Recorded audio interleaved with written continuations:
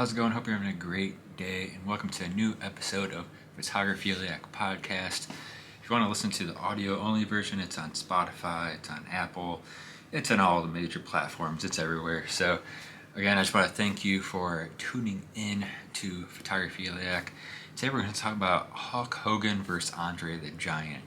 And to me, probably the most, maybe not the most, maybe it's just because I'm getting old, but when I think of wrestling in like an iconic image, it's Hulk Hogan versus Andre the Giant, WrestleMania 3.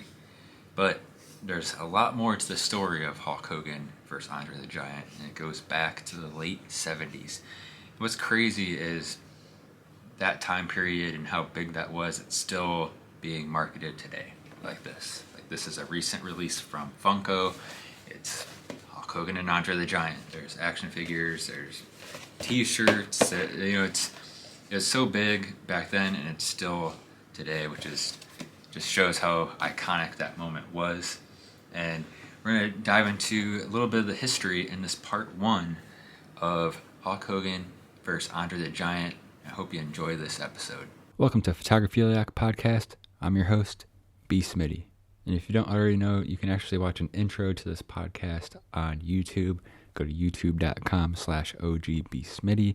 And if you want to hear exclusive episodes, support over on Patreon at patreon.com/bsmitty. And let's get into this episode. If you know anything about wrestling, you probably know about the iconic WrestleMania 3 match, Hulk Hogan versus Andre the Giant. The slam heard around the world, happening in front of over 90,000 people at the Pontiac Silverdome. And you may think that at the time Andre was undefeated, for 15 years, and this crazy buildup, of Andre and Hogan. But you may not have known they actually wrestled many times, like over a dozen times, and Andre had lost. And these are in different wrestling promotions, and even in the WWF early years. So it's interesting back in this time, like pre-internet, what you're able to accomplish, and a lot of kayfabe, as the wrestlers would say it, where you don't speak of anything that can tip the hat on, what's really happening. And one other interesting thing you may not know, we know Hulk Hogan as, eat your vitamins, say your prayers, and he ended up being, kind of the bad guy in NWO. Actually, I don't even consider him being a heel in NWO. In that time period in like the mid/late 90s, where it was just like the Attitude Era, because it was the same vibe between WWF and WCW, where it's just like it was the Attitude Era.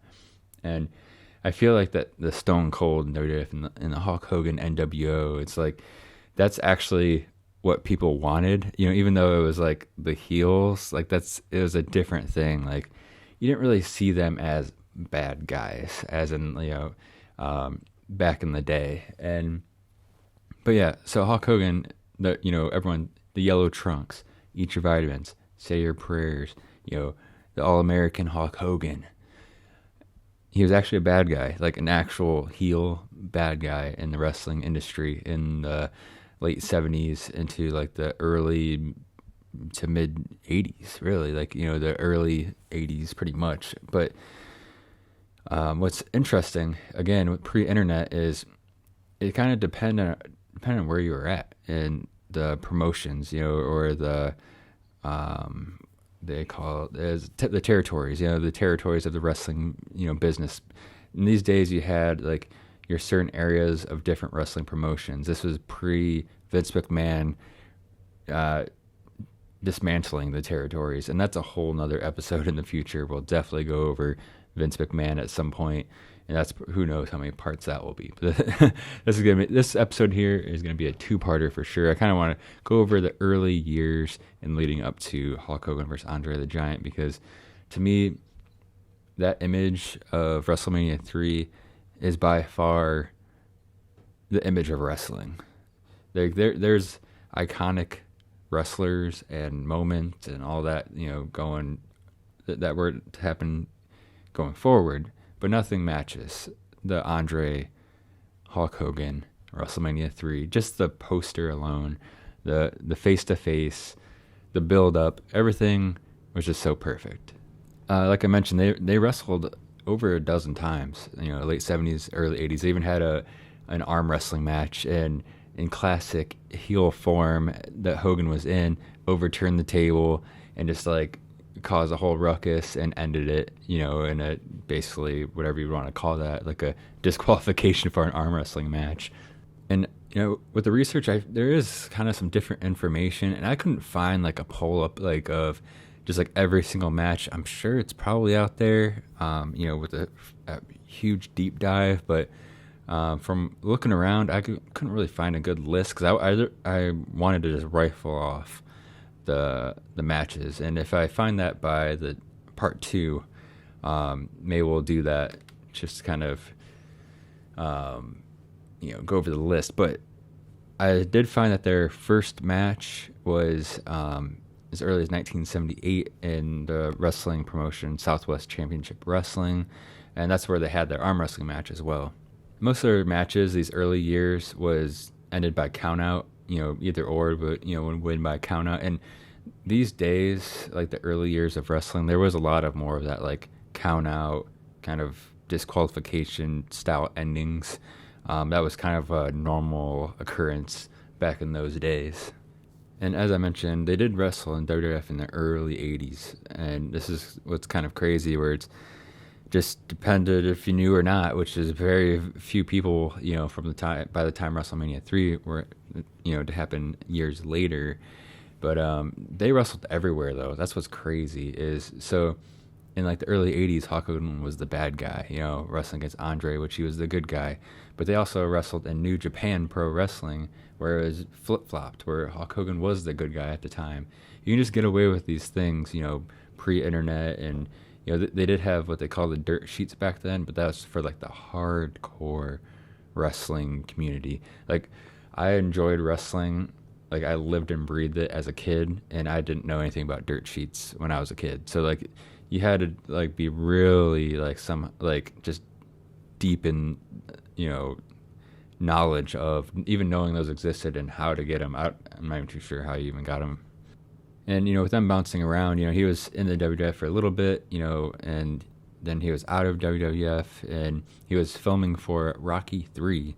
And at this time, he was with the company AWA, which is American Wrestling Association, and Andre appeared there often. Another side note is, you may not know, is Hulk Hogan and Andre the Giant were once tag team partners at AWA with the manager Bobby the Brain Heenan, which is an interesting thing when you look forward at WrestleMania 3 as well. And this actually rolled over into the WWF into 1984, and Hulk Hogan ended up being the WWF Heavyweight Champion, winning the title from the Iron Sheik. And they continued on, doing tag matches with Bobby the Brain Heenan, and a lot of like this build up to WrestleMania 3 was from these early days, and I think that's a lot of that's forgot about was before WrestleMania 3, like how that really led up to it. I think a lot of it is like, as this whole thing of like Andre is this undefeated wrestler versus Hulk Hogan, like it's this first time ever thing, but just so interesting how the wrestling industry worked and how kayfabe really works well when it's properly followed by, is that things can kind of be forgotten very quickly. And it's just really interesting just to kind of remember going over all this. And there's a photo of them both wearing yellow trunks, it's just so crazy how that built up. But I think there's no better build up to a match than what happened with Andre and Hulk Hogan. And it's just so crazy with like kayfabe and just things being forgotten, or just how big wrestling got where people didn't know about the past. I think that's a big part of it too, or you can find photos where they're wearing the same trunks together in the ring and they're part of the machines, where he was, the Giant Machine and the Hulk Machine. There's just these different types of storylines going on in, the wrestling industry. But things changed big time, and they started to change at Piper's Pit. Piper's Pit was like this talk show vibe within WWF, and it was led by Roddy Piper. And In 1987, Hulk Hogan was presented a trophy for being the WWF champion for 3 years. And Andre came out, congratulated him, and there's this whole thing where Hogan thought Andre's handshake was a little too firm. Now, in the following week's Piper Pit, Andre was presented with a slightly smaller trophy, being, quote, the only undefeated wrestler in wrestling history. And this is the thing that was really pushed by WWF, that he was undefeated for 15 years. And again, he lost many matches before, but according to WWF and what the new this big huge burst of fans knew because of Hulk Hogan's crazy rise of success in the WWF, people took that as it is, undefeated Andre the Giant. Like he hasn't been beat. This is crazy. But after Andre was given this slightly smaller trophy, Hulk Hogan came out to congratulate Andre, but only spoke of himself. And this caused Andre to walk out in the middle of Hogan's speech. And there was another meetup with Hulk Hogan and Andre the Giant at Piper's Pit, and that was to take place the next week, February 7th, 1987. And that's where we'll leave off on part 1 of Hulk Hogan versus Andre the Giant.